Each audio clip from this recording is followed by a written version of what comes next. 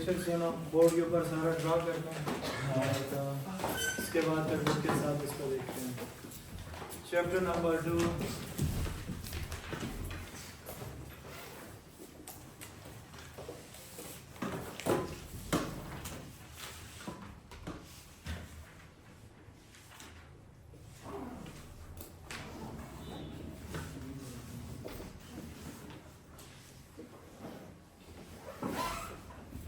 Ownership of business.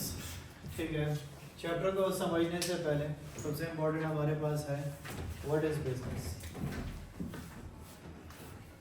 ठीक है, और एक वर्ड हम नॉर्मली यूज करते हैं बिजनेस के साथ, हम कहते हैं बिजनेस ऑर्गेनाइजेशन।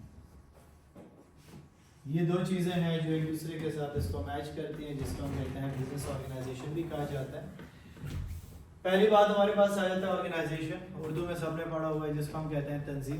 तंजीम से मुराद हमारे पास क्या होता है, दो या दो से ज़्यादा लोग मिलके जब काम करते हैं ख़ास मकसद के लिए। इसी चीज़ को जो है ना हमारे पास बुकनान की डेफिनेशन के अकॉर्डिंगली कहा जाता है कि ऑर्गेनाइजेशन में हमारे पास तीन चीज़ें होती हैं। एक हमारे पास होता है सोशल अरेंजमेंट, सेकंड हमारे पास होते हैं कलेक्टिव गोल, तीसरा हमारे पास होता है कंट्रोल परफॉर्मेंस। ये तीन चीजें हमारे पास जो है ना ऑर्गेनाइजेशन की डेफिनेशन में आती है। अब सिंपली जब हम तंजीम कहते हैं तो हम वहां पे कहते हैं कि दो या दो से ज्यादा लोग, वो दो से या दो से ज्यादा लोग हमारे पास क्या होते हैं, सोशल अरेंजमेंट होते हैं। ठीक है, जिसको हम पीपल कहते हैं। लोग इकट्ठे हो जाते हैं और वो क्या करते हैं, अपने साथ पैसे लेकर आते हैं उस मकसद के लिए कि वो कोई ना कोई बिजनेस स्टार्ट कर सके, कोई ना कोई काम कर सके। अब वो कलेक्टिव गोल उनका क्या होता है, किसी भी मकसद के लिए वो इकट्ठे हो सकते हैं। जैसे अगर आप कहो तो क्रिकेट की टीम है तो वो भी हमारे पास क्या ऑर्गेनाइजेशन टाइप ही है, उसमें डिफरेंट लोग इकट्ठे होते हैं, मकसद उनका क्या होता है, एक ही होता है। चाहे वो बैट्समैन है, बॉलर है, फील्डर है, कीपर है, सबका एक ही मकसद होता है, मैच जीतना, परफॉर्मेंस शो करना। ठीक है, तो गोल इसका हो गया। उसके बाद हमारे पास आते हैं कंट्रोल परफॉर्मेंस। अगर हम इसको कंट्रोल नहीं करेंगे, हम कोई क्राइटेरिया नहीं बनाएंगे, कोई चेक एंड बैलेंस नहीं रखेंगे, तो फिर हमारे पास क्या होगा, एक ब्लाइंड सिस्टम होगा, हर बंदा अपनी मर्जी से लगा होगा, भेड़ बकरी वाला हिसाब होगा। ठीक है, कोई इधर जा रहा होगा, कोई उधर जा रहा होगा, और कोई भी मेन पर्पस के साथ अटैच नहीं होगा। एक बंदा होगा उसका मूड नहीं होगा, काम नहीं कर रहा होगा, दूसरा बंदा होगा वो कहेगा जी कल मैं छुट्टी करूंगा, आज मैं ज्यादा काम करता हूँ, तो ऑर्गेनाइजेशन इस तरीके से तो नहीं चलती। अगला बंदा होगा पूरे महीने नहीं आएगा, आखिरी 2-3 दिनों में आ जाएगा और सारा काम जो है ना रात देर तक बैठ के करेगा। तो ऑर्गेनाइजेशन के तो कुछ रूल्स हैं, कुछ रेगुलेशंस हैं, कुछ तरीक़ाकार है, कुछ प्रोसीजर्स है जिसको फॉलो करना होता है। तो इसलिए हम कहते हैं कि ये तीन चीजें हमारे पास जो है ना ऑर्गेनाइजेशन की डेफिनेशन में आती है। और अगर हम इसको जो है ना बिजनेस में देखें तो बिजनेस में हमारे पास क्या हुआ, हम कहते हैं कि बिजनेस में हमारे पास लीगल एक्टिविटी होती है। लीगल होना चाहिए, उसको एक एक्टिविटी परफॉर्म होगी, और परफॉर्म होने के साथ साथ हम कहते हैं कि उसका मेन मकसद क्या होगा, प्रॉफिट होगा। ये तीन चीजें हमारे पास बिजनेस में आती हैं।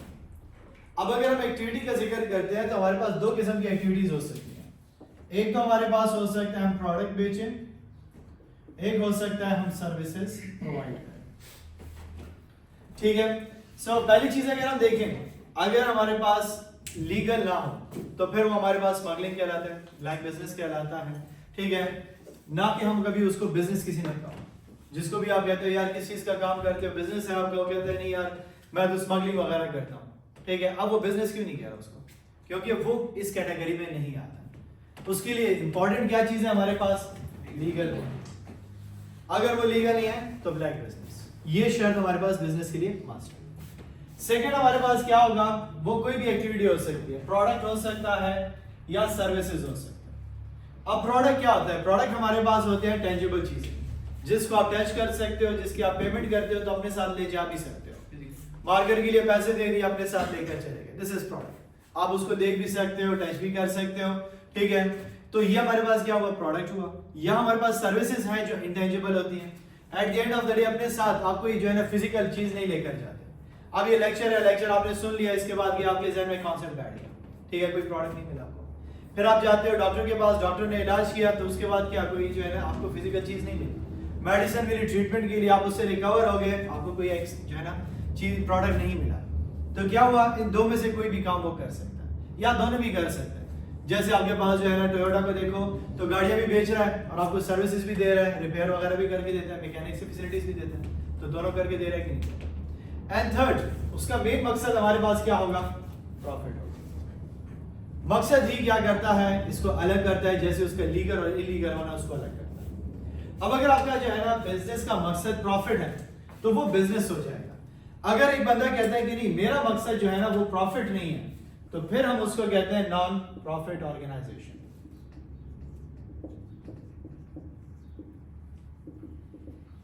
जिसको हम एनपीओ भी कहते हैं, ठीक है, एनजीओ नहीं कहते बल्कि इसको एनपीओ कहा जाता है, ठीक है, वो इसी कैटेगरी में आता है। नॉन फॉर प्रॉफिट ऑर्गेनाइजेशन वो होते हैं, वो भी हमारे पास लीगल ही होंगे, ठीक है, लेकिन क्या होगा कि उसका मकसद चेंज होगा। तो हमारे पास दो किस्म के मकसद होते हैं, एक हमारे पास प्राइमरी ऑब्जेक्टिव होता है, एक सेकेंडरी होता है, जो इसको डिफरेंशिएट करता है, प्राइमरी और सेकेंडरी ऑब्जेक्टिव।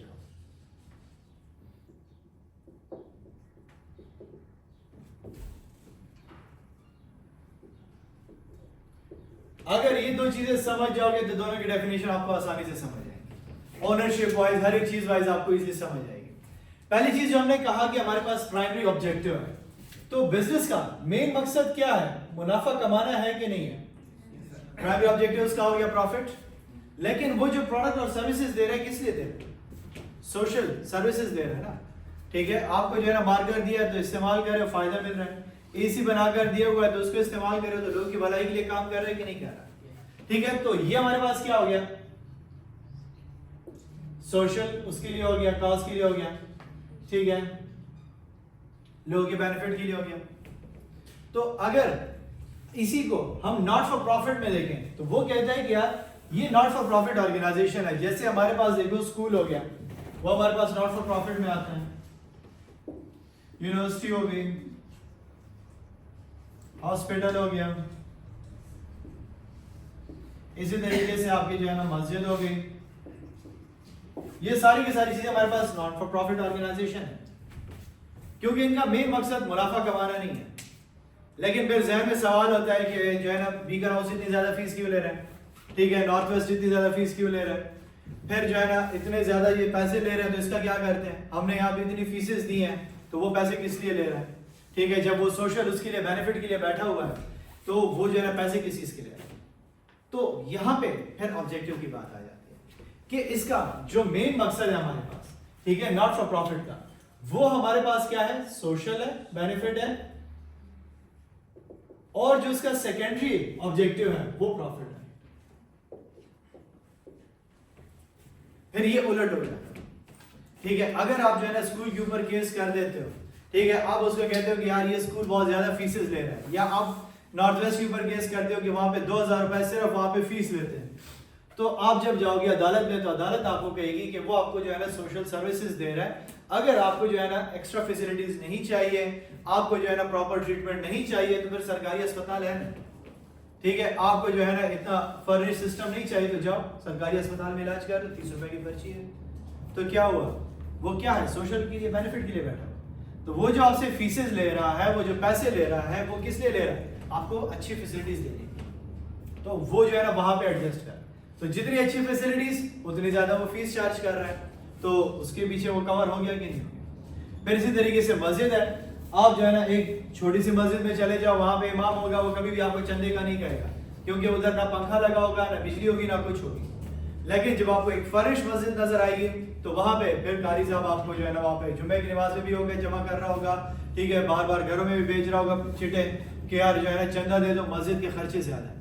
क्या है खर्चे, एसी आपके लिए वहां पे उन्होंने इंस्टॉल किया होगा, उन्होंने क्या किया होगा, लाइट्स लगी होंगी, पंखे होंगे, कारपेट होगा, तो उसको मेंटेन करना भी तो जरूरी है कि नहीं। तो यही चीज जब आप इसके जो है ना अकाउंटिंग में आगे जाके इसको अकाउंटिंग में जब पढ़ोगे तो इन दोनों की स्टेटमेंट भी हमारे पास चेंज हो जाती है। जो हमारे पास प्रॉफिट का है तो उसके लिए हम क्या करते हैं, हमारी जो है ना वहां से रेवेन्यू जनरेट होती है, ठीक है, हमारे पास क्या होता है, नेट इनकम आता है। लेकिन जब हम इस चीज को देखते हैं नॉट फॉर प्रॉफिट में, तो वहां पे हमारे पास क्या आते हैं, फीसेस आती हैं, डोनेशंस आती हैं, ठीक है, कोई मेंबरशिप ले लेता है, इस किस्म की चीजें आती हैं। तो इनका रिकॉर्ड कीपिंग का तरीकाकार भी चेंज हो जाता है। तो ये हमारे पास क्या है, दो कैटेगरीज होगी, किसके बिहाफ पे, प्रॉफिट के बिहाफ पे होगी कि आपका बिजनेस क्या कर रहा है, प्रॉफिट सीकिंग है या फिर वो नॉट फॉर प्रॉफिट है। नॉट फॉर प्रॉफिट है तो फिर आपके पास क्या होगा, ऑब्जेक्टिव्स उसके चेंज हो जाएंगे, लेकिन सोशल अरेंजमेंट स्टिल ही रहेगी। क्यों सोशल अरेंजमेंट्स होगी, क्योंकि उसमें भी आपके पास लोग इकट्ठे होंगे। फिर आपके पास क्या होगा, कलेक्टिव गोल है जी, सोशल कॉज, और उसके बाद कंट्रोल परफॉर्मेंस, एनजीओ वगैरह जो आपके पास होती है उनकी भी होती है। तो यहाँ पे वर्ड एनजीओ हमारे पास आ जाता है, जिसको अक्सर लोग इसके साथ मिक्स कर देते हैं। एनजीओस कहा जाता है बेसिकली नॉन गवर्नमेंटल ऑर्गेनाइजेशन, वो गवर्नमेंट के इदारे नहीं होते, वो आपके पास इंडिपेंडेंट बॉडीज होती हैं जो काम करती हैं, जो एक मेन मकसद के लिए आती हैं। वो शॉर्ट लिविंग होती है, वो हमेशा के लिए नहीं रहती। ये जो नॉट फॉर प्रॉफिट ऑर्गेनाइजेशंस है ये हमारे पास हमेशा के लिए होती है। तो नॉट फॉर प्रॉफिट में एनजीओ भी आता है, इसी कैटेगरी में ही आता है, क्योंकि वो प्रॉफिट सीकिंग के लिए नहीं बैठा हुआ, बल्कि वो क्या करता है, डोनेशंस इकट्ठी करता है, और डोनेशंस के बिहाफ पे क्या करता है, एक मसला अराइज हुआ, उस मसले के लिए वो क्या करते हैं, हेल्प आउट करते हैं लोगों को। जैसे आपके पास जो है ना क्या है, जो है क्लीन वाटर है, तो वहां पे वो लगे हुए हैं, पोलियो एरेडिकेशन प्रोग्राम है, तो जैसे पोलियो का केस आता है एनजीओ वापस आ जाते हैं, वो उस मसले के ऊपर काम शुरू कर देते हैं। जैसी वैक्सीनेशन पूरी हो जाती हैं, केसेस कम हो जाते हैं, वो चले जाते हैं। तो आपके पास क्या होगा, एनजीओ भी नॉट फॉर प्रॉफिट ही होते हैं, लेकिन वो इससे अलग कैटेगरी क्यों है, क्योंकि वो आपके पास क्या है, इंडिपेंडेंट बॉडीज उसको गवर्न कर रही है, वो इंटरनेशनली भी हो सकती है, नेशनल लेवल के ऊपर भी हमारे पास मौजूद होती है। तो ये हमारे पास क्या है, बिजनेसेस की बात आ जाती है कि बिजनेस में ये चीजें, ऑर्गेनाइजेशन, ये सारी चीजें हमारे पास इसमें इंक्लूड है। अब हम दूसरी चीज इसमें जो देखते हैं, हम कहते हैं कि ओनरशिप का जो जिक्र करते हैं, कहते हैं क्या, ओनरशिप ऑफ बिजनेस। तो अब ओनरशिप किस तरीके से हो सकती है, बिजनेस की डिफरेंट किस्म की टाइप्स हैं आपके पास, ठीक है। उन्हीं चीज के बारे में ये जिक्र करता है कि अगर हम इसको देखें, पहली चीज यहां पे हमारे पास आ जाएगा, हमारे पास आ जाता है सोल प्रोप्राइटर।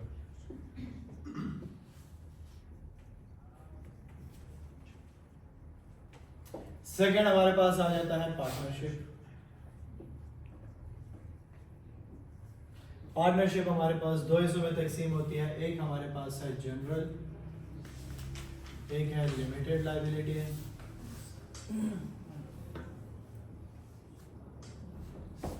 तीसरा हमारे पास आ जाता है कंपनी। तीन शक्लों में आपको जो है ना क्या होगा, ऑर्गेनाइजेशन, बिजनेस ऑर्गेनाइजेशन नजर आएंगे। अब इन सब को डिफरेंशिएट करने के लिए हमारे पास एक कॉन्सेप्ट जो समझना बड़ा जरूरी है, दैट इज लायबिलिटी।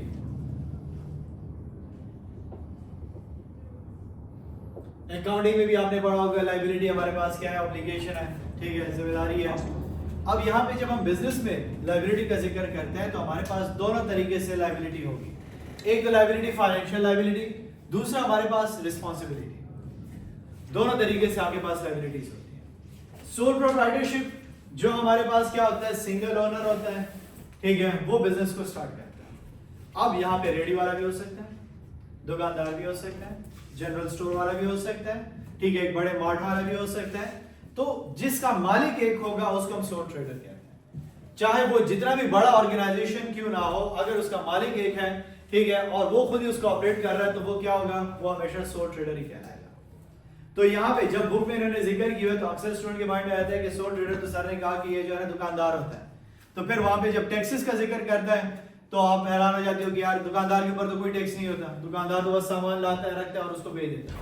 नहीं, जैसे आपके पास एचपी की उसका एक ही ओनर है, कबीर हो गया तो उसका एक ही ओनर है, तो अब उसके ऊपर टैक्सेस आ रहे हैं कि नहीं।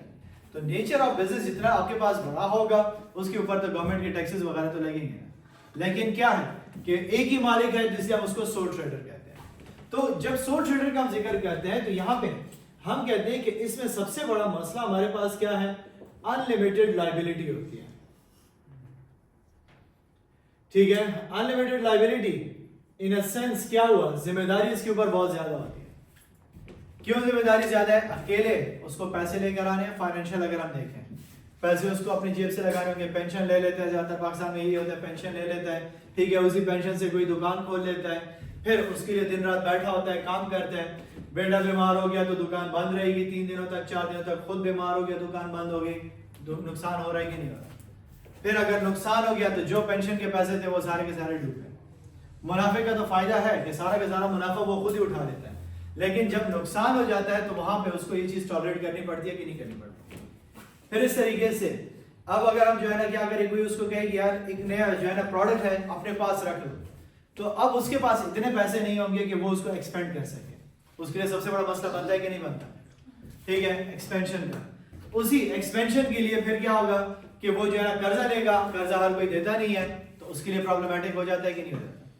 तो इस अनलिमिटेड लायबिलिटी को खत्म करने को या थोड़ा सा रिड्यूस करने के लिए या पूल ऑफ फंड्स जनरेट करने के लिए वो क्या करते हैं, वो पार्टनरशिप की तरफ जाते हैं। वो कहते हैं कि यार हम 2 या 2 से ज्यादा लोग मिलके क्या कर लेते हैं, एक कंबाइंड बिजनेस स्टार्ट कर लेते हैं, जिससे हमारी लायबिलिटी तकसीम हो जाएगी, होगी स्टिल अनलिमिटेड लेकिन तकसीम हो जाएगी। तकसीम किस तरीके से होगी, आधा काम जो है ना आप करोगे, आधा काम दूसरा करेगा, आधा तीसरा करेगा, आधा चौथा करेगा, तो काम भी तकसीम हो गया। फिर अगर एक बंदे ने क्या किया कारोबार में, इस बंदे ने अकेले पे 5 लाख रुपए लगाए थे, ठीक है, 5 लाख रुपीस लगाए थे। अब अगर वो पार्टनरशिप में जाता है तो हर एक पार्टनर, अगर 4 पार्टनर्स हैं तो मल्टीप्लाई बाय 4 कर लो, तो बिजनेस एक बड़े लेवल का स्टार्ट हो सकता है कि नहीं हो सकता, ठीक है। अगर वो कहता है कि नहीं हम सारे पैसे नहीं लगाते, 5 लाख तो मेरी सारी जमा पूंजी थी, मैं क्या करता हूँ 3 लाख हम लगा लेते हैं, ठीक है, तो हर बंदे ने 3 लाख लगा लिए, 2 लाख रुपए स्टिल उसके पास मौजूद है कि नहीं। तो अगर उसके पास एक्सपेंशन की अपॉर्चुनिटी आती है तो वो पैसे लगा सकते हैं कि नहीं लगा सकते। अगर नुकसान होता है तो हर एक बंदा पे कर सकता है कि नहीं पे कर सकता। अब कोई सिक्योरिटी आ भी गई, तो जो हम क्या करते हैं कि पार्टनरशिप या जो है ना हम क्या करते हैं कंपनीज की सूरत में जाते हैं, तो ऑर्गेनाइजेशन की सूरत में जब ये चीज कन्वर्ट हो जाती है तो हम कहते हैं कि इससे हमें मिलती है साइनर्जी। साइनर्जी कहते हैं 2 + 2 = 5, ठीक है। कहानी पढ़ी थी बचपन में यूनियन स्ट्रेंथ, ठीक है, लकड़हारे वाली, कि सिंगल लकड़ी जल्दी टूट जाती है और फिर जब आप उसका गट्टा बनाते हो तो वो नहीं टूट सकती। तो ऑर्गेनाइजेशन में अब हमारे पास स्पेशलाइजेशन आ गई कि नहीं आ गई। पहले एक बंदा है वो हर एक चीज में एक्सपर्ट नहीं हो सकता, ठीक है। अगर मैं बिजनेस में काम कर रहा हूँ तो पैसों की जो है ना हिसाब किताब मैं करूँगा, परफेक्ट करूँगा, सामान की मुझे आइडिया नहीं है। अगर मुझे सामान का भी आइडिया हो गया तो कस्टमर डीलिंग तो मुझे नहीं आती ना, तो वो मैं कैसे करूँगा। कस्टमर डीलिंग भी अगर मैंने सीख ली तो सप्लायर के साथ डीलिंग कौन करेगा, शिपमेंट्स कब करनी है कब नहीं करनी, तो हर एक चीज के लिए फिर भी मैं उसके लिए बाउंड हो रहा हूँ कि नहीं। लेकिन जब मैं पार्टनरशिप में चला गया तो मेरे पास स्पेशलाइजेशन डिफरेंट होगी कि नहीं, डिफरेंट लोग डिफरेंट स्पेशलाइजेशन से आ गए कि नहीं आ गए। तो अब 4 लोग मिलकर जब बिजनेस को चला रहे हैं तो क्या हो रहा है, 4 किस्म के एक्सपर्ट लोग बैठ के बिजनेस को चला रहे हैं, तो फायदा हुआ कि नहीं हुआ। तो यहाँ पे हमें इस चीज का बेनिफिट मिल रहा है कि नहीं मिल रहा। लेकिन इसका नुकसान सबसे बड़ा क्या होगा कि जब एक बंदा वो क्या होगा, कमजोर होगा, रेगुलर नहीं आएगा, तो बाकी 3 के दिलों में बात आना शुरू हो जाएगी कि नहीं आएगी। कि हम रोज सुबह 9 बजे आते हैं, ये नवाब साहब जो है ना 12 बजे आता है, क्यों, खैरियत है, पिछले 1 हफ्ते से ये छुट्टियां कर रहे हैं, खैर तो है, आ जाता है, मुनाफा उठा लेता है। अब लांझे शुरू हो गए कि नहीं होगी। फिर इस तरीके से अगर एक बंदा मर जाता है तो फिर क्या होगा, उसका हिस्से का क्या हिसाब किताब होगा। फिर एक बंदा कहता है कि यार मैंने जो है ना अपना हिस्सा बेचना है दोस्त को, आपको पता भी नहीं होगा, उसने दूसरे को पार्टनर बना दिया होगा, कल सुबह एक नई शक्ल बैठी होगी, अब उसको दसोगे, वो कहेगा जी मुझे इसने बिजनेस बेचा हुआ है, आप कहोगे कैसे बेच दिया यार, हमसे पूछा भी नहीं। तो इसके लिए फिर हम क्या करते हैं, इसको लीगल बनाने के लिए हम पार्टनरशिप डीड करते हैं,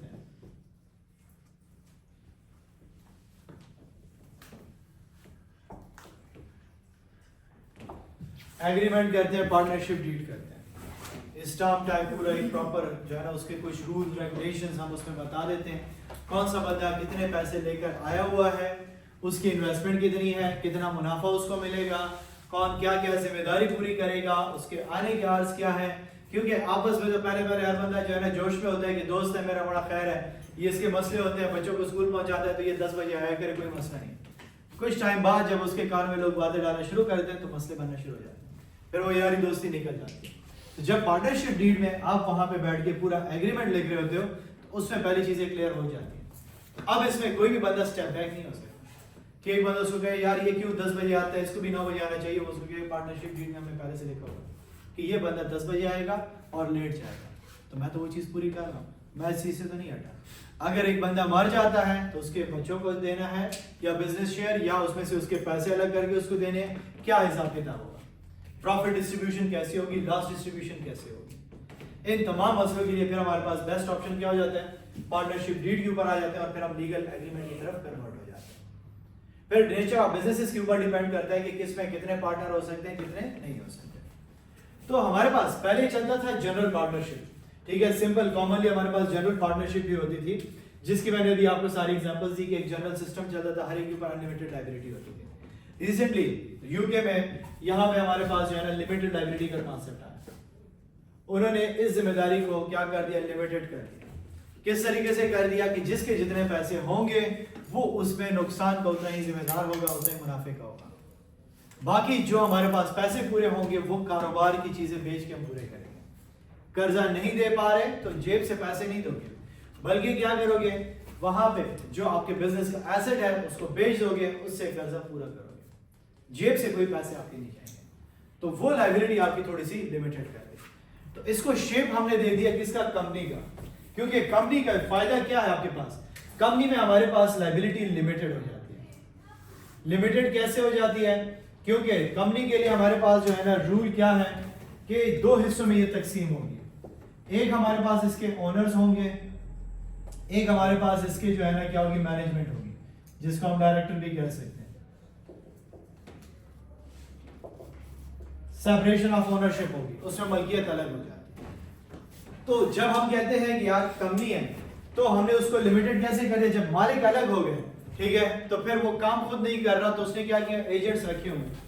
तो फिर जब वो काम नहीं कर रहा तो उसके काम की जिम्मेदारी खत्म होगी कि नहीं, जिसने जितने पैसे लगाए हुए हैं वो उसी का जिम्मेदार हो गया कि नहीं हो गया। तो कंपनी फिर हमारे पास क्या होगी, उससे एक बेटर ऑप्शन आया। इसको हम पाकिस्तान में जब रजिस्टर कराते हैं तो कंपनीज ऑर्डिनेंस के थ्रू करवाते हैं, जिसकी अपनी कुछ रिक्वायरमेंट्स होती है। आपको कहा जाता है कि जैसे हमने जो है ना PWC में कहा, लेटर हेड होता है, ठीक है, आपका अपना एक टेलीफोन नंबर होगा, आपकी अपनी एक लोकेशन एड्रेस होगी, ठीक है, फिर उसके बाद कौन कौन शेयर होल्डर्स होंगे, क्या होगा, वो तमाम रिक्वायरमेंट्स को आप मीट करोगे, फिर आपकी कंपनी रजिस्टर होती है और फिर उसका जो है ना हिसाब किताब मेंटेन होता है। तो कंपनी आप दो हिस्सों में जो है दो तरीकों से कर सकते हो, या आप जाओगे प्राइवेट हो सकते हो, या फिर आप क्या कर सकते हो, पब्लिक की तरफ जा सकते हो। अब अगर आप क्या करते हो, प्राइवेट लिमिटेड कंपनी में जाते हो, तो फिर आपके पास ओनर्स प्राइवेट होंगे, ठीक है, आप लोगों के मिलके आपने कहा कि हम पार्टनरशिप नहीं करते, फंड ज्यादा है, हम क्या करते हैं, कंपनी बनाते हैं, अपने साथ 20, 15, 25 लोगों को इकट्ठा करके क्या करते हैं, एक कंपनी बना लेते हैं और अपना सिस्टम प्रॉपर तरीके से मेंटेन करेंगे, क्योंकि कंपनी की हैसियत पार्टनरशिप से ज्यादा होती है, ठीक है। और फिर उसके लिए हमने लोग को हायर कर दिया, तो वो मसले भी खत्म हो गए, वो हमारे लिए उस कंपनी को ऑपरेट कर रहे हैं। तो क्या प्राइवेट बैंक जो होते हैं, तो कोई मालिक तो बैंक में नहीं बैठा होता कि आपको रसीदें बना कर दे रहा है, ठीक है, बल्कि क्या होता है, उसने टीम हायर की होती है। तो हमने क्या कर दिया कि ओनर्स को अलग कर दिया, मैनेजमेंट को अलग कर दिया। जब आप ओनर्स को अलग कर देते हो तो उनको हम नाम दे देते हैं शेयर होल्डर्स का।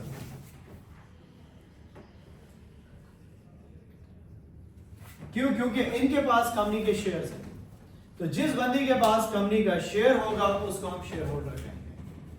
तो आपके पास क्या हुआ, शेयर होल्डर्स आ गए, उन्होंने कंपनी में शेयर खरीद लिए, आपके पास मैनेजमेंट आ गई, तो पूरा आपके पास जो आपने स्ट्रक्चर वाला चैप्टर पढ़ा हुआ है सेम स्ट्रक्चर बन जाता है। कि अगर आप देखते हो सिंपल स्ट्रक्चर, ठीक है, जैसे आपके स्कूल का होता था, यहाँ पे प्रिंसिपल, फिर वाइस प्रिंसिपल, फिर यहाँ पे कोऑर्डिनेटर, ठीक है, दो डिफरेंट कोऑर्डिनेटर्स हो जाते थे, इंजीनियरिंग का हो जाता था, मेडिकल का हो जाता था, फिर यहाँ पे टीचर्स वगैरह हो जाते थे।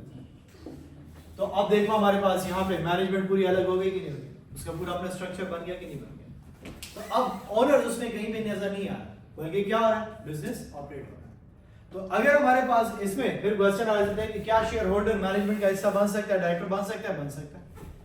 वोटिंग होगी, ठीक है, वोटिंग के थ्रू अगर कोई जो है ना विलिंग है, कहता है कि यार मैं क्या करूंगा, यहाँ पे काम भी करना चाहता हूँ, ठीक है, मेरे कोई और बिजनेसेस वगैरह है नहीं, कोई एक्टिविटी है नहीं, तो मैं चाहता हूँ कि कंपनी को रन मैं खुद करूँ, तो क्या होगा, वोटिंग होगी। अगर वो जो है ना डायरेक्टर चूज हो गया, सब ने एग्री कर लिया, तो डायरेक्टर बन जाएगा, नहीं एग्री किया नहीं बनेगा, बात खत्म।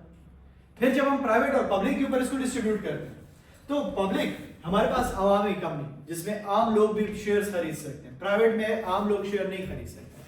आप चले जाओ नॉर्थ वेस्ट में, उसको कहो मुझे भी शेयर दे दो, कहेंगे जी आपके लिए नहीं है, डॉक्टर्स हैं, हमने मिल के स्टार्ट किया हुआ है, हम डॉक्टर्स ही आपस में डिस्ट्रीब्यूट कर सकते हैं। तो क्या हो गया, वो लिमिटेड होती है, उसके शेयर्स आपको स्टॉक एक्सचेंज में नजर नहीं आते, ठीक है, वो क्या करता है, खुद ही अपने बिजनेस को चला रहा होता है। अब अगर वो जो है ना क्या करता है, कहता है कि नहीं मैंने क्या करना है कि आम लोगों को भी शेयर्स बेचने हैं, कि मेरे शेयर्स आम लोगों के पास भी चले हैं, तो फिर वो पब्लिक जाएगा, फिर वो अपनी कंपनी को कन्वर्ट करेगा पब्लिक में। तो फिर वो क्या करेगा, अपने पूरे स्ट्रक्चर को चेंज करेगा बिजनेस के। आम लोग जब उसमें आएंगे तो फिर आपको क्या करना पड़ता है, स्टॉक एक्सचेंज में जाने के लिए आपको कंपनी को जो है ना रजिस्टर करना पड़ता है पब्लिक के लिए। आपको इनिशियल पब्लिक ऑफरिंग करनी पड़ती है, for the first time shares issue करने पड़ते हैं। जो आपके पास इन्वेस्टमेंट बैंक्स वगैरह होते हैं वो लोग उसको परचेज करते हैं। इन्वेस्टमेंट बैंक लोग वाले परचेज करने के बाद फिर वो आम लोगों को सेल आउट करते हैं। जैसे आपके पास क्या होता है कि जो है ना यहाँ पे आपके पास कोई टाउनशिप बन जाती है, तो पहले सारे जो है ना क्या होते हैं, बिजनेस वाले जो है ना या जो एजेंट्स होते हैं वो लोग खरीद लेते हैं, फिर आम लोगों को वो प्रॉपर्टी बेच रहे होते हैं, तो वो सेकेंडरी मार्केट में बेचना शुरू करते हैं। तो जब आप इसको क्या करते हो, पब्लिक कर देते हो, तो फिर आपको एनुअल रिपोर्ट बनानी पड़ती है, जो आप जो है ना अकाउंटिंग में क्या करते हो, बैलेंस शीट बनाते हो, इनकम स्टेटमेंट बनाते हो, बाकी सबकी भी बनती है। लेकिन इसकी क्या होगी, at the end of the year आपको क्या करना पड़ेगा, ऑडिट भी करना पड़ेगा, एक्सटर्नल ऑडिटर भी लाना पड़ेगा, वो आपके बिजनेस को देखेगा कोई फ्रॉड वगैरह तो नहीं है, तो वो तमाम लीगल रिक्वायरमेंट्स आपके ऊपर बढ़ जाती है। अब अगर हम इसको जो है ना टैक्स और इसके पर्सपेक्टिव से देखें तो आपके ऊपर वो भी इंक्रीज हो जाता है।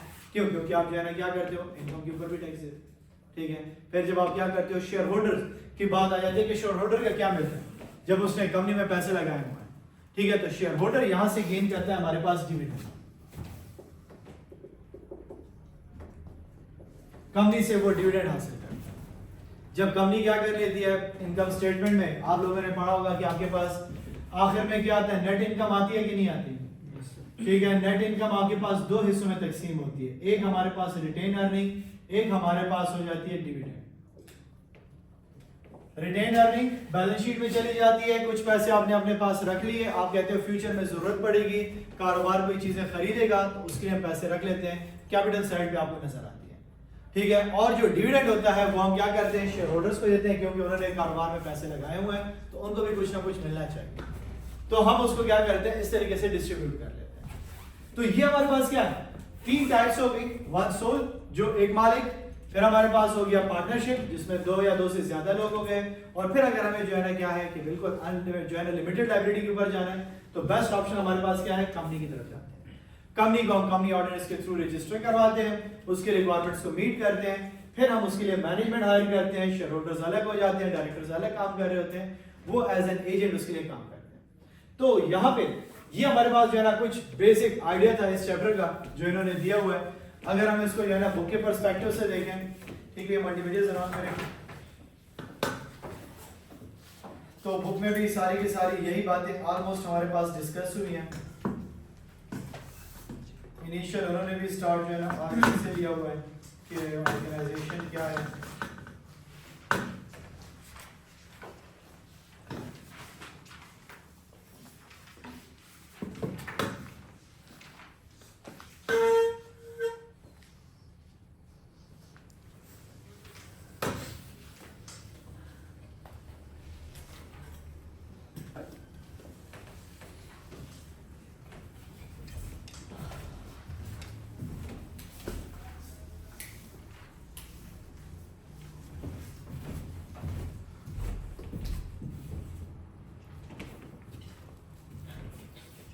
पिक्चर लेने की पिक्चर लेने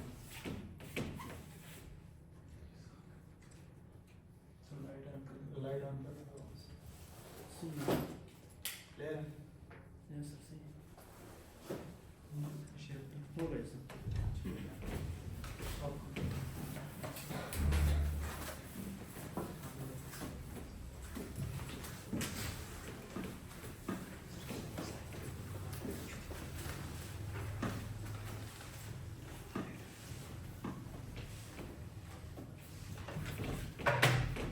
तो पहले ऑर्गेनाइजेशन के ऊपर डिस्कशन किया, ठीक है, जिस तरीके से हमने कहा यहाँ पे मेन बात की मैंने एफिशिएंट और इफेक्टिव मैनर, साइनर्जी का जो मैंने जिक्र किया, ठीक है। कंबाइंड इफेक्ट जब आपके पास आता है तो उसके बेटर रिजल्ट्स आते हैं। बेटर रिजल्ट्स आपको क्या फायदा देता है कि आपके पास एफिशिएंसी आती है। एफिशिएंसी हमारे पास कहा जाता है कि यार ये जो है ना बहुत ही एफिशिएंट है। एफिशिएंट से मुराद हमारे पास होता है लेस इनपुट मोर आउटपुट या हाई आउटपुट, ठीक है, जिसके जरिए से आप ज्यादा बेनिफिट हासिल कर सकते हो। थोड़े से जो है ना आप चीज़ों को यूज करते हो लेकिन उसका बेनिफिट आपको ज्यादा मिलता है। मशीनरी आपने जो है ना लेटेस्ट टेक्नोलॉजी लेकर आए, आधे घंटे यूज करते हो, वो जो है आपके पास क्या करता है 1 घंटे के बराबर काम करने वाली फैसिलिटी दे रहा है। तो क्या हुआ, वो एफिशिएंट हो गया कि नहीं। जैसे आपके पास जो है ना एसी हो गए, ठीक है, तो इन्वर्टर क्या करता है कि आप जो है 2 घंटे चलाते हो तो वो जो है ना आपके पास बिल बनता है। नॉर्मल जब एसी का बनता था वो 2 घंटों का बिल जो है ना उसका 4 घंटों के हिसाब से बनता था। इसका वो 4 घंटों वाला बिल कितना बन रहा है, 2 घंटे वाला बन रहा है। तो आप उससे ज्यादा उसको यूटिलाइज करें कि नहीं करें। अब जो आपके पास क्या हुआ कि वो एफिशिएंट हो गया। फिर हमने क्या किया, इफेक्टिव। पहले मैंने आपको कहा था कि रिजल्ट ओरिएंटेड, कि जो आपका बिजनेस होगा वो रिजल्ट ओरिएंटेड होगा, उसके जो प्लान्स होंगे वो सक्सेसफुल होंगे। जब आप एक मकसद के लिए काम करोगे, अपने गोल को अचीव करोगे और कंट्रोल परफॉर्मेंस के साथ चलोगे तो क्या होगा, रिजल्ट ओरिएंटेड होगा कि नहीं होगा। तो ये सारी की सारी यहाँ पे इन्होंने फिर इसके ऊपर सारी डिस्कशन की। देन वी हैव, कहते हैं कि बिजनेस का टाइप्स ऑफ बिजनेस का क्या है, पर्पसेस है, ठीक है, जो इसको एक दूसरे से अलग करते हैं। तो पहली बात देखो पर्पस, मैंने आपको कहा कि आप जो है ना मुनाफे के लिए बैठे हुए हो, प्रॉफिट के लिए, तो बिजनेस हो गया कि नहीं होगा। मुनाफे के लिए नहीं बैठे, नॉट फॉर प्रॉफिट हो गया, तो नेचर चेंज होगी कि नहीं होगी।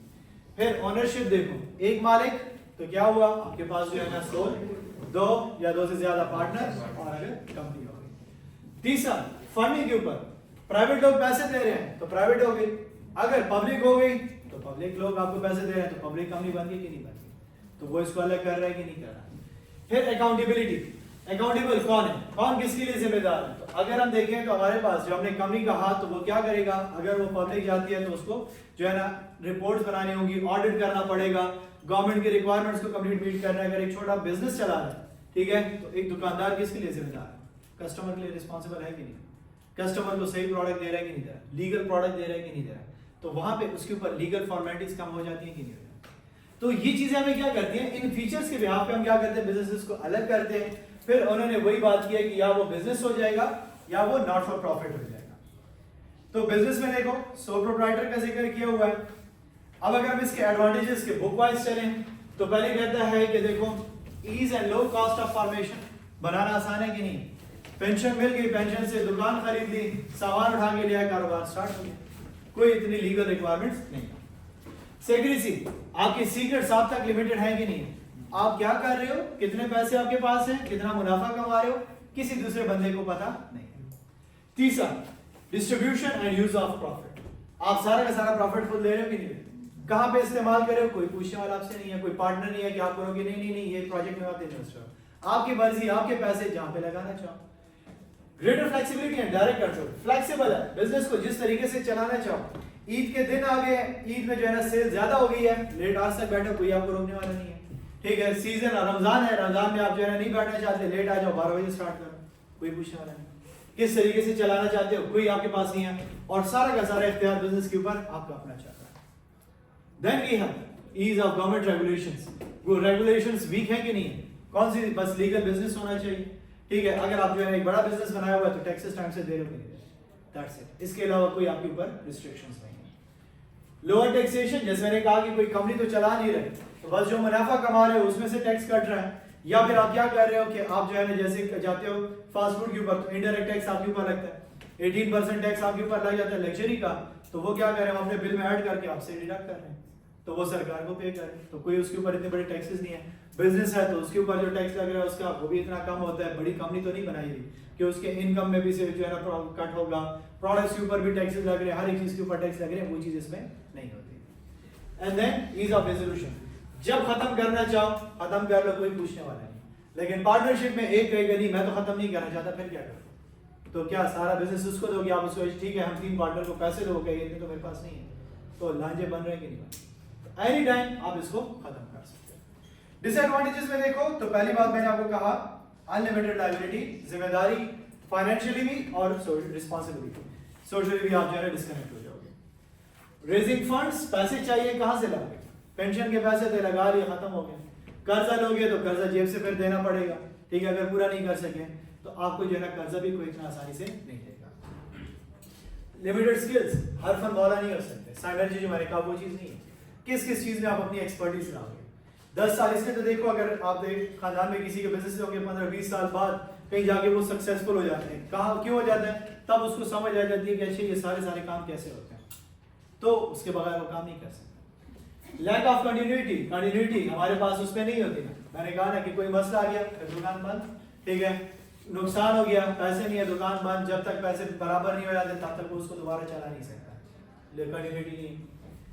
फाइंडिंग क्वालिफाइड एम्प्लॉइज, मजदूर आपको क्या क्वालिफाइड मिलेगा? अगर आपको क्वालिफाइड मजदूर मिल गया तो आपके साथ क्यों रुकेगा? ठीक है, एक आपके पास एफएससी पास बंदा आ जाता है जो आपकी दुकान में काम कर रहा है, तो अब वो जैसे ही उसको नजर आएगा जी मैंने जो है ना पढ़ाई करनी आगे, कुछ पैसे आ गए, वो पढ़ाई के लिए निकल जाएगी। अगर उसको नजर आ जाता है, काम समझ आ जाता है, तो वो अपनी दुकान आपके मुकाबले में खोल लेगा। ठीक है, तो जो स्किल होगा वो तो नहीं रुकेगा, तो अनपढ़ होगा वो ही रुकेगा, क्योंकि उसको पता है कि मुझे कोई और अपॉर्चुनिटी नहीं मिलने वाली। टैक्सेशन सबसे जो है नुकसान कि हमारे ऊपर ऑलरेडी आप इतना वो कर रहे हैं और उसके ऊपर आपके ऊपर टैक्सेस भी लग रहे हैं, तो वो भी आपको क्या कर रहा है, लिमिट कर रहा है कि नहीं कर रहा है। एक छोटे से आपने बिजनेस स्टार्ट किया हुआ है, उसके ऊपर भी आपको टैक्सेस देने पड़ रहे हैं, तो जब आपके ऊपर टैक्सेस लगते हैं चीज़ें महंगी हो जाएंगी, तो आप क्या करोगे, लोगों से वो रिसीव करोगे, तो लोग आपसे चीज़ें परचेज नहीं करेंगे। तो यहाँ पे अब ये जो टैक्स वाली मैंने क्या कहा कि वो छोटे रेडी वाला जिक्र नहीं हो रहा कि आपके सोल का माइंड में कि रेडी वाले के ऊपर क्या है, बल्कि जैसे आपके पास HBK मॉल और ये हो गया, अब उसने अपने ही बिजनेस स्टार्ट किया, अकेले पे वो चला रहे हैं, तो उसके मुनाफे में से भी टैक्सेस कट रहे हैं कि नहीं कट रहे, तो वो फ्रीली उस तरीके से फिर भी इंजॉय नहीं कर रहा। सेकंड हमने कहा पार्टनरशिप, तो देखिए तो मोस्ट में मैक्सिमम नंबर ऑफ पार्टनर्स हमारे पास क्या कहता है 20 होते हैं। ठीक है, फिर हमारे पास देखो तो फर्म भी कहा जाता है कि बिजनेस को owned by 2 or more people is referred to as partnership. The co-owners of the business are called partners and they collectively form the firm. इसको हम फर्म भी कहते हैं जब आपके पास ये सारे लोग मिल जाते हैं। फिर दो टाइप्स का जिक्र किया जो मैंने आपको अभी बताया कि लिमिटेड लायबिलिटी, ठीक है, आपके पास आ जाती है, कहता है कि जी जनरल पार्टनरशिप और लिमिटेड पार्टनरशिप, उसके ऊपर डिस्कशन की हुई है। नेक्स्ट हमारे पास बेनिफिट्स की बात है, तो स्टिल आसान है, कोई रिक्वायरमेंट्स नहीं है, 2 दोस्त मिल गए बिजनेस स्टार्ट कर लिया, 4 मिल गए बिजनेस स्टार्ट हो गया।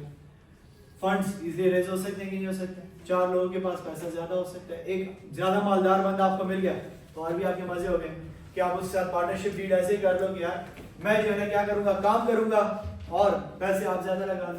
ठीक है, जैसे आपके पास इस्लामिक बैंकिंग मुशारका मुदारबा के कॉन्ट्रैक्ट्स होते हैं कि बैंक आपको जो है ना क्या करता है, कर्जा नहीं देता, बैंक आपके लिए बिजनेस स्टार्ट करता है, आप उसको चलाते हैं, तो अब आप अपनी जितनी मेहनत करोगे आप उसका बेनिफिट ले रहे हो। ठीक है, परसेंटेज ले रहे हो, दूसरा बंदा उससे ज्यादा परसेंटेज ले रहा है, तो परसेंटेज वाइज डिस्ट्रीब्यूशन हो जाती है। Combined knowledge and skills, energy आ गई कि नहीं आ गई, 2 या 2 से ज्यादा लोग मिलकर क्या कर रहे हैं, उसको चला रहे हैं। डिसीजन मेकिंग क्या हो रहा है, आपके पास आपके जो है ना फ्लेक्सिबल हो गए, दूसरों के साथ डिस्कस कर सकते हो, एक बेटर डिसीजन मेकिंग कर सकते हो। क्यों? क्योंकि आपके पास क्या हो गया, एक्सपर्ट लोग आ गए। लेस रेगुलेटरी कंट्रोल, जैसे मैंने कहा कोई रेगुलेटरी कंट्रोल आपके ऊपर इतने ज्यादा नहीं है कि कंपनी की तरह कि आप बाउंड हो, बल्कि क्या है, पार्टनरशिप है, तो पार्टनरशिप डील आपने कर लिया, तो जब मसले बनेंगे तो उसके अगेंस्ट आपके ऊपर एक्शन लिया जाएगा अगर फॉलो नहीं होता। नुकसान, अनलिमिटेड लायबिलिटी स्टिल है कि नहीं है, लिमिटेड लायबिलिटी पार्टनरशिप में इस चीज को कवर भी किया गया है, लेकिन जनरल पार्टनरशिप हर बंदा करता है, लिमिटेड तो कोई भी आपके साथ एग्री नहीं करता। अगर आपने एक छोटा सा जो है ना कॉलेज ओपन किया हुआ है, तो कॉलेज में ने कर्जा जो है ना 2-3 करोड़ का लिया हुआ है, अब वो डिफॉल्ट हो गया, तो इतने तो कॉलेज में एसेट्स ही नहीं, तो फिर भी तो जेब से दोगे कि नहीं, तो वहां पे फिर लिमिटेशन आ गई। फिर शेयरिंग ऑफ प्रॉफिट देखो, तो वो भी हमारे पास सबसे बड़ा मसला है, मैं इतना मुनाफा, मैंने इतने पैसे लगाए, मैं इतने टाइम बैठता हूँ, मुझे ये काम चाहिए, मैं तो ऑफिस में भी आता रहता हूँ, इस किस्म के मसले। डिफरेंस ऑफ ओपिनियन, फैसला इतना जल्दी से नहीं होगा, हर एक बंदा अपनी राय मनवाने की कोशिश करोगा, 3 बंदे ब्लॉक बना लेंगे, कहेंगे नहीं यार इसकी बात हम नहीं मानेंगे, फिर क्या करोगे। ठीक है, तो वो भी अपॉर्चुनिटीज है। डिसोल्यूशन ऑफ पार्टनरशिप, खत्म होना, आपके पास क्या है, वही बड़ा जो है ना कहता है कि छोड़ सकते हो कि rule partnership are easier to form than leave, छोड़ नहीं सकते, क्योंकि पार्टनरशिप में आप जो है ना बाउंड हो जाते हो। ठीक है, वहां पे आप जो है इस चीज के साथ में बाउंड होते हो कि अपनी मर्जी से नहीं छोड़ सकते।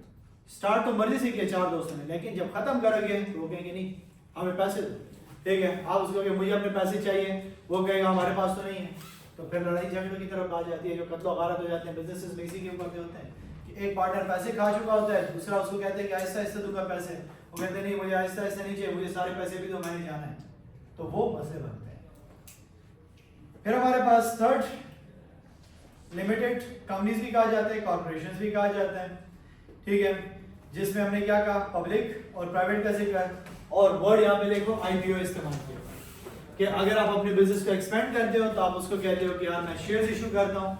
फॉर द फर्स्ट टाइम जब आप शेयर इशू करते हो उसको हम आईपीओस कहते हैं, जो मैंने आपको कहा कि वो बिजनेस इन्वेस्टमेंट बिजनेसेस और ये लोग उठाते हैं, वो लोग शेयर परचेज कर लेते हैं, फिर उसके बाद वो उसको मुनाफे के ऊपर बेचते हैं, तो एक एक करके वो मुनाफा उसमें से कमा रहे होते हैं, फिर आवाम के पास आते हैं, और फिर आवाम में जो उसकी डिमांड जितनी ज्यादा होगी कंपनी के परफॉर्मेंस के अकॉर्डिंगली शेयर की वैल्यू भी ज्यादा होगी। अगर परफॉर्मेंस कम होगी तो शेयर की वैल्यू भी कम होगी। तो एक तो ये डिफरेंस से कमा रहा है, दूसरा उसको डिविडेंड मिलता है। तो दो तरीकों से उसको प्रॉफिट्स मिल रहे होते हैं। फिर हमारे पास देखो तो स्ट्रक्चर कॉर्पोरेशन, तो मैंने आपको क्या कहा, कंपनी बनाने के लिए क्या हो जाता है, शेयर होल्डर्स, स्टॉक होल्डर्स हमारे पास आते हैं। शेयर होल्डर को स्टॉक होल्डर भी कहते हैं, जिसके पास ज्यादा शेयर हो तो उसको हम स्टॉक होल्डर भी कहते हैं, ठीक है। तो बोर्ड ऑफ डायरेक्टर्स अलग, शेयर होल्डर्स अलग। बोर्ड ऑफ डायरेक्टर क्या है, एजेंट्स हैं जो कंपनी को चलाएंगे, कंपनी को बिहाफ पे चलाएंगे, किसके, शेयर होल्डर्स के लिए। शेयर होल्डर का काम क्या है, अपना मुनाफा हासिल करना और इस चीज को देखना कि जो है ना बिजनेस ठीक से चल रहा है कि नहीं चल रहा। अब उसमें फ्रॉड वगैरह हो रहे नहीं हो रहे, उसके लिए वो क्या करेगा, ऑडिटर को हायर करेगा, एक्सटर्नल ऑडिटर को। वो आएगा, साल में एक दफा उसका ऑडिट होगा। जितनी अच्छी कंपनी से वो ऑडिट कराएगा उतनी उसकी शेयर वैल्यू भी ज्यादा होगी। क्यों, क्योंकि हर बंदा उसके ऊपर ट्रस्ट करेगा, तो ये उसको बेनिफिट मिल जाता है। तो इस वजह से फायदा देखो, तो हमारे पास क्या हुआ, कहते हैं कि कॉम्बिनेशन ऑफ रिसोर्सेज ज्यादा हो गए कि नहीं हो गए। 5000 शेयर होल्डर आपके पास आ गए तो कितने पैसे बना रहे हो, ठीक है। इकोनॉमीज ऑफ स्केल, तो कहते हैं कि खर्चे तो आपके पास एक ही टाइम के हो गए, लेकिन उससे ज्यादा पैसे आप कमा रहे हो कि नहीं कमा रहे। वन टाइम आपने मशीन खरीद ली और फिर उसके बाद आपकी वो मशीनें चल रही है, कंस्ट्रक्शन हो रही है, मैन्युफैक्चरिंग हो रही है, मुनाफा आपको ज्यादा मिल रहा है कि नहीं। फिर उसके बाद लायबिलिटी लिमिटेड हो जाती है, हर एक बंदा जितने पैसे लगाए हैं उसका जिम्मेदार है। कभी भी आपको जो है ना पता भी नहीं होगा कि मेरे शेयर होल्डर जो है ना ब्राजील में भी बैठे हुए हैं, सोमालिया में बैठे होते हैं, ठीक है, और वो क्या कर रहे थे, आपके शेयर रखे होते थे, क्या आप उसके पीछे ब्राजील जाओगे कि यार पैसे दो एक्स्ट्रा, तुम्हारी प्रॉपर्टी बेचनी है, किसी को पता ही नहीं होता। शेयर सर्कुलेशन चल रही होती है। ट्रांसफरिंग ऑफ ओनरशिप क्या है, शेयर में बेचना चाहता हूँ, ठीक है यार ये जो है ना पैसे लो, मुझे शेयर दो, उसको ट्रांसफर कर दे, उसकी ओनरशिप उसके नाम चली जाती है, एजेंट्स ट्रांसफर कर देते हैं। अनलिमिटेड लाइफ बिजनेस की जब आप जो है ना अकाउंटिंग पढ़ते हो तो उसमें हम क्या कहते हैं कि सबसे पहला रूल यही है कि वो कंटिन्यूटी उसमें होगी, गोइंग कंसर्न होगा बिजनेस, कभी खत्म नहीं होगा। फिर उसके बाद टैक्स डिडक्शन इसमें हमारे पास ज्यादा होती है, ठीक है, हमारे एक्सपेंसेस भी होते हैं, हमारे जो है इनकम से भी टैक्सेस कट रहे होते हैं, तो वो हमारे पास उसमें फिर दूसरों की निस्बत ज्यादा हो जाता है। क्योंकि एक बड़े लेवल के ऊपर जब आप अर्निंग कर रहे हो तो प्रॉफिट्स ज्यादा कमा रहे हो तो टैक्सेस भी उसी के ऊपर लगेंगे। तो पहला आपका नेट इनकम पे टैक्स कट जाता है, जब आप जो है ना वहाँ पे लिखते हो कि नहीं इनकम स्टेटमेंट बनाइए कि नहीं बनाए, अभी तक नहीं पहुंचे इनकम स्टेटमेंट में, जहाँ पे आप क्या करते हो कि जो है ना पहले इनकम से टैक्सेस कट जाते हैं, फिर उसके बाद जब आप डिविडेंड देते हो तो उसमें भी टैक्सेस कट जाते हैं, तो वो वहाँ पे हमारे पास टैक्सेस ज्यादा आते हैं। फिर हमारे पास देखो ability to attract financing easily कर सकते हो कि नहीं कर सकते। बैंक आपको कर्जा देता है कि नहीं देता, अगर बैंक कर्जा नहीं दे रहा, शेयर इशू कर लो, डायरेक्टली आपको मजीद पैसे मिल गए, तो आप इजीली फंड्स जनरेट कर सकते हो। नुकसान देखो तो हमने क्या कहा, डबल टैक्सेशन ऑफ प्रॉफिट्स के ऊपर डबल टैक्स कट रहे हैं कि नहीं कट रहे, डिविडेंड के ऊपर भी कट रहे हैं, नेट इनकम के ऊपर भी कट रहे हैं। फिर देखो cost and complexity of formation, हर बंदा चला नहीं सकते, बिजनेस स्टार्ट नहीं कर सकता, खर्चा ज्यादा आता है। बोर्ड ऑफ डायरेक्टर्स को अच्छी सैलरीज देना, सीईओ हायर करना, सीएफओ हायर करना, फिर मैनेजर्स हायर करना, फिर उसके बाद और वर्कर्स को हायर करना, बहुत बड़ी कॉस्ट आती है, तो हर बंदे के पास में नहीं होता। इंक्रीज गवर्नमेंट रिस्ट्रिक्शंस बहुत ज्यादा हैं, जैसे हमने कहा कि जब आप अपने आप को जो है ना क्या करोगे, शेयर्स ज्यादा जनरेट करना चाहते हो तो फिर आप स्टॉक मार्केट में जाओगे, फिर स्टॉक मार्केट की रिक्वायरमेंट्स मीट करोगे। एक ऑडिटर, एक्सटर्नल ऑडिटर की फी देना भी इतना आसान नहीं है कि आप फर्गूसन या केपीएमजी को बिग फोर को लेकर आओ, फिर उससे ऑडिट करवाओ, तो उसकी फीस भी उतनी ज्यादा होती है, फिर फ्रॉड्स भी उतनी ज्यादा कंपनी में हो सकते हैं, वर्कर्स की सैलरीज का बर्डन भी उतना ही ज्यादा आपके ऊपर होता है। तो वो वर्कर्स के जो है ना राइट्स प्रोटेक्ट हो रहे हैं कि नहीं हो रहे हैं, सरकार नजर रख रहा है, सिस्टम प्रॉपरली मेंटेन है, सरकार नजर रख रहा है, क्वालिटी प्रोडक्ट चल रहा है कि नहीं चल रहा है, सरकार नजर रखा हुआ है, टैक्सेस आ रहे हैं कि नहीं आ रहे, सरकार नजर रखी है, रिस्ट्रिक्ट हो गया कि नहीं हो गया, हर एक चीज में आप बाउंड हो जाते हो। इसी चीज को फिर यहाँ पे टेबल में इन्होंने क्या किया हुआ है, डिफरेंशिएट किया हुआ है, बेनिफिट्स और डिसएडवांटेजेस को। नॉट फॉर प्रॉफिट को इतना ज्यादा इन्होंने डिस्कस नहीं किया, क्यों, क्योंकि पब्लिक सेक्टर में भी आपके पास हो सकते हैं, ठीक है, नॉट फॉर प्रॉफिट आपके पास जो है ना आम लोग भी आपके पास, गवर्नमेंट फंडेड भी आपके पास क्या होते हैं, एनजीओज होते हैं कि नहीं होते हैं, वो भी काम करते हैं, ठीक है, नॉन गवर्नमेंट एनजीओज आगे आपके पास वो भी हो जाते हैं, क्लब्स एंड सोसाइटीज हो जाती हैं, जैसे आपके पास यहाँ पे स्पोर्ट्स क्लब वगैरह बनाए गए हैं, ठीक है, पेशावर क्लब बनाया हुआ है, आप यहाँ पे जाते हो क्या करते हो, डिफरेंट एक्टिविटीज परफॉर्म करते हो, गेम्स वगैरह खेलते हो, ठीक है, तो क्या है आपके पास ये एनजीओ है, प्रॉफिट के लिए तो नहीं करते। इसके अलावा हमारे पास एक और चीज कॉर्पोरेट्स आ जाते हैं। कॉर्पोरेट्स यहाँ पे हमें बड़ा रेयरली नजर आता है, ठीक है, क्योंकि इतना बिजनेस के अलावा कोई चीजों के ऊपर इतना फोकस नहीं करता। कहते हैं कि हमारे पास क्या है, association of persons usually limited means who voluntarily come together to achieve common economic and through the formation of controlled business organization making equitable contribution to raise capital and accepting a fair share of risk and benefits. A cooperative is not formed with profit as the guiding objective, but to render services to society and its members. कि cooperatives वो होते हैं कि जो आपके इलाके में वो देखते हैं कोई मसला है, कोई इशू है, तो वो लोग इकट्ठे हो जाते हैं, जिनके पास वेल्दी लोग होते हैं, वो क्या करते हैं, वहाँ पे वो सर्विसेज प्रोवाइड करना शुरू कर देते हैं. जो भी बंदा उन सर्विसेज को अवेल करता है वो उसका मेंबरशिप लेता है. ठीक है, आप उसके मेंबर बन जाते हैं. जैसे मैंने कहा ना कि पेशावर क्लब हो गया. ठीक है, तो पेशावर क्लब क्या है, एंटरटेनमेंट के लिए. ठीक है, वहाँ पे जाते हो, खाना भी है, फैमिली के लिए पार्क्स वगैरह भी हैं. तो अब अगर आपको ये चीज़ चाहिए तो आप क्या करोगे, पैसे दोगे, उनको मेंबरशिप लोगे. मेंबरशिप आपने ले ली, उसमें जो चेंजेस होंगी वो अपने मेंबर से पूछ के वो सारे काम करेगा. लेकिन जब आप स्पोर्ट्स कॉम्प्लेक्स में जाते हो तो वहाँ ऐसा नहीं है. वहाँ पे आपने मेंबरशिप तो ले ली स्पोर्ट्स कॉम्प्लेक्स की, लेकिन वो क्या है, आपके पास वो बिजनेस है, वो ये चीज़ नहीं है. तो वहाँ पे वो क्या करे, नॉट फॉर प्रॉफिट के लिए बैठा हुआ है, लेकिन वो क्या कर रहा है कि उसकी नेचर चेंज है, वो कॉपरेटिव्स नहीं है. कॉपरेटिव्स का एक ओनर होगा या दो होंगे या तीन होंगे, वो मिलके क्या करते हैं, इसको डेवलप करते हैं और वो चाहते हैं कि हम इसके ऊपर काम कर सकें. तो ये हमारे पास इस चैप्टर के अंदर डिस्कशन की हुई थी. ठीक है, लास्ट में फिर हमने जो है ना आपको लॉस वगैरह का जिक्र दिया हुआ है. तो उसके बारे में मैंने आपको बताया कि पार्टनरशिप, आपके पास पार्टनरशिप एक्ट 1932 के थ्रू आप इसको जो है ना रजिस्टर करवाते हो, जिसमें आपके ये तमाम टर्म्स एंड कंडीशंस होती हैं. नहीं रजिस्टर कराओगे पार्टनरशिप डीड को, नहीं जाओगे पार्टनरशिप एक्ट के थ्रू नहीं कराओगे, तो मसले क्या होंगे आपको बाद में फेस करने पड़ते हैं. बहुत से लोग होते हैं जो अभी भी पार्टनरशिप करें, पठानों के में देख लो तो पार्टनरशिप डीड कोई भी नहीं करता, खानदान में होते हैं आपस में, और फिर उसी बिजनेस के ऊपर कत्ल गारत शुरू हो जाती है. तो अगर रजिस्टर करा दो तो गवर्नमेंट में अदालत में जा सकते हो, उसको प्रूव कर सकते हो. अदालत फिर उसी डीड के अकॉर्डिंगली क्या करता है, फैसला करके दे सकता है. और अगर कंपनी को कर रहा है तो वो मैंने आपको कहा कि कंपनी लॉ के थ्रू आप उसको रजिस्टर करोगे. कंपनी एक्ट आपके पास 2017, वहां पे आप उसको रजिस्टर कराओगे. जो जो रिक्वायरमेंट्स हैं आप उसके जो है ना डॉक्यूमेंट आपको दे दी जाएगी. जैसे आप उन रिक्वायरमेंट्स को मीट कर लोगे, आपको जो है ना बिजनेस स्टार्ट हो जाएगा. अगर उसकी एक भी रिक्वायरमेंट मीट नहीं हुई, आप जो है ना बिजनेस को, कंपनी को स्टार्ट नहीं कर सकते. तो ये आपके पास इस चैप्टर के अंदर चीजें बताई हुई थी.